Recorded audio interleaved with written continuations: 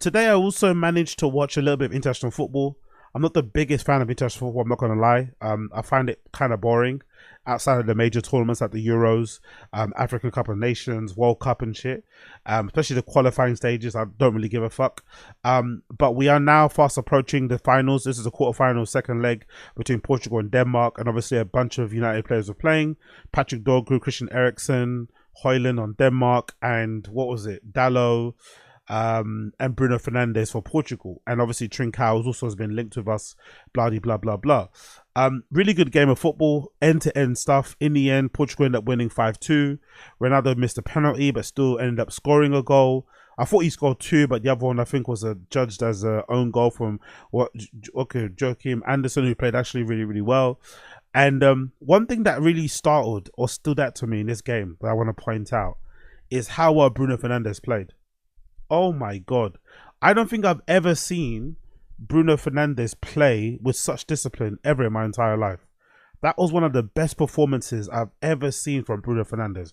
One of the best I've ever seen from him. So fucking good.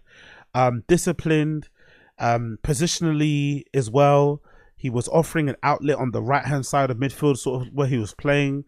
Kept the ball really well, kept it simple. No big cross-field balls, no hitting hopes, no flicks around the corner. Very, impactful in the regard of how he played. I think even his shot, eventually led to the Cristiano Ronaldo goal, if I'm not mistaken. Really good performance from him.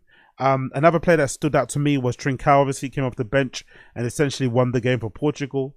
And another player that also stood out was Vitinha in central midfield for fucking Portugal. He's another one of those players who kind of spits in the face of this idea that midfielders, especially defensive midfielders, need to be 6'6" and shit.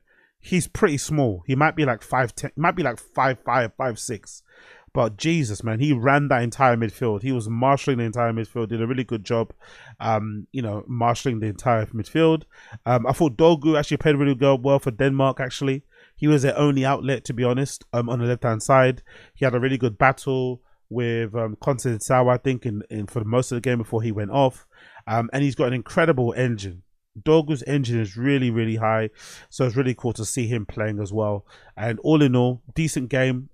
Probably start watching more international football now. It's heading to the semi-finals of the Nations League, but it's a bit brutal international football because sometimes you watch your club players play and you kind of don't want them to get injured, but they usually get injured in the most maddest ways ever. So a lot of players are dropping like flies, and a lot of team seasons are going to be flipped upside down when the players do end up coming back. But so far, so good. So far, so good.